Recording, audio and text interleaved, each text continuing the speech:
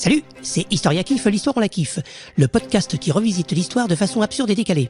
Je suis Paul Larsenac, professeur d'ethnologie comparative licence 4, désagrégé d'histoire ancienne et maître de circonférence à l'IRVH, l'Institut de révélation des vérités historiques.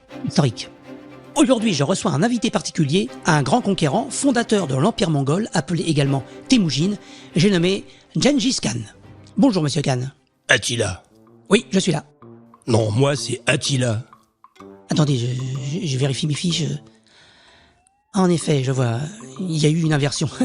Cannes, ça sera la semaine prochaine, pendant le festival. Aujourd'hui, nous recevons monsieur La. Appelle-moi Atti. La ? Bah oui, là, pour la semaine prochaine. Très bien, Atti. Vous êtes le roi des Huns. Quoi? Hein ? Qu'est-ce que tu dis? Non, je mettais en exergue le fait que vous étiez roi. Ouais, des Huns. Pardon ? Hein? C'est cela, le roi. Alors au début, vous êtes deux, hein ? Vous régnez en diarchie avec votre frère Bléda, c'est-à-dire que vous partagez votre couronne, si je puis dire, avec lui, mais en 445, vous l'attirez dans un piège et vous l'assassinez. Bah oui, sinon c'est lui qui me tue. J'ai été plus rapide. Vous devenez alors le seul et unique roi des Huns. Il n'en fallait qu'un. Oui, et puis c'est plus clair. Parce que sinon on se demande, c'est qui le roi des Huns ? Ben, c'est nous deux. Ah bon ? Je croyais qu'il y en avait qu'un. Vous voyez, deux rois des Huns, mathématiquement, il y a quelque chose qui ne collait pas. Donc là, on est bon, on a 1-1. Vous devenez alors un conquérant qui fait peur à l'Empire romain, vous pillez et massacrez dans toute l'Europe, à tel point qu'on vous surnomme le blaireau de Dieu. Pardon, le fléau de Dieu. Ah, fais gaffe à ce que tu dis. On peut vérifier les fiches en régie ? Je vais pas faire votre boulot à votre place. Désolé, monsieur là, je suis entouré d'incapables. M'en parle pas. Je connais ça. Faut les trucider et tout rentre dans l'ordre. Donc vous êtes là, Atti. Et alors ça c'est fou, votre cheval a cette particularité incroyable, c'est que partout où il passe... L'herbe ne repousse pas, c'est exact. Attends, tu vas voir.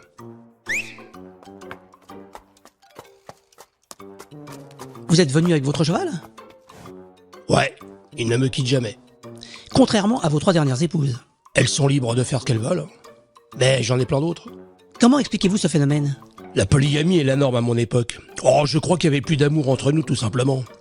Quand on est toute la journée sur les plaines et les campagnes, à tuer, à piller... on est moins sous la tente.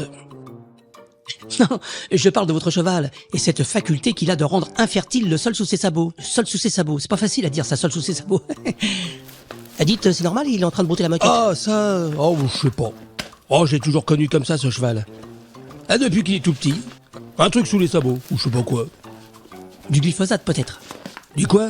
Un produit toxique, ou du Roundup. Je sais pas, je te dis. Mais dès qu'il pose la patte, hop, plus d'herbe, plus rien. Et il s'appelle comment votre cheval ?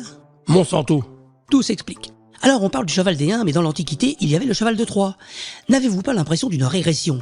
Parce qu'on parle des Huns, un par-ci, un par-là, mais en vrai, vous étiez plus nombreux. Ah ouais, un paquet même. Un paquet de 1. C'est assez binaire en fin de compte. Pas de 0. Non, que des 1. Revenons à vos exploits. Vous avez ravagé l'Europe. Ouais, j'ai brûlé, pillé et massacré Metz, Cambrai, Reims, Amiens et Beauvais. J'ai traversé le Danube 2 fois et j'ai pillé les Balkans. Ensuite, j'ai traversé les Alpes pour rentrer en Italie où j'ai dévasté la plaine de Pau. J'ai même failli détruire Constantinople.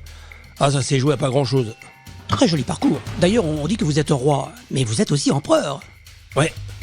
Un empire composé également d'Alains. C'est qui ça, Alain ? T'es con quoi ? Le peuple des Alains. Les guerriers du Caucase. Et puis il y a aussi des Ostrogoths. Empire qui s'étend sur toute l'Europe centrale et orientale. Et vous menez une vie de pillage et de massacre avec vos fameux archers à cheval qui à l'époque sont considérés comme invincibles. Ouais, c'est une méthode de combat typique des plaines eurasiennes. Ah, on était mobiles, rapides et sans pitié. Le monde entier nous craignait. Malheureusement, ou heureusement, tout dépend de quel côté de l'histoire on se situe, votre parcours va prendre fin au début de l'an 453, pendant votre nuit de noces avec la Germaine Idilco, votre dernière épouse. Car vous allez mourir d'une manière soudaine et inattendue dans votre sommeil, étouffé par un saignement de nez. C'est ballot comme mort pour un conquérant de votre stature.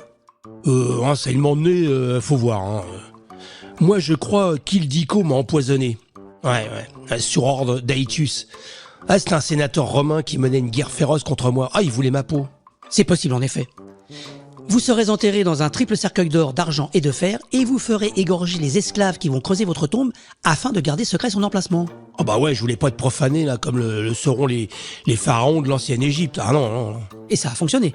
Car encore aujourd'hui, on ne sait pas où vous êtes. Ah bah même moi je sais pas où je suis.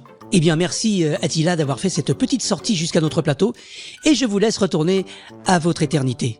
Ah merci, ça nous a fait du bien de sortir du caveau avec le canasson. Ça nous a dégourdi les guiboles. Bon bah j'y retourne, hein. Tu viens mon santon?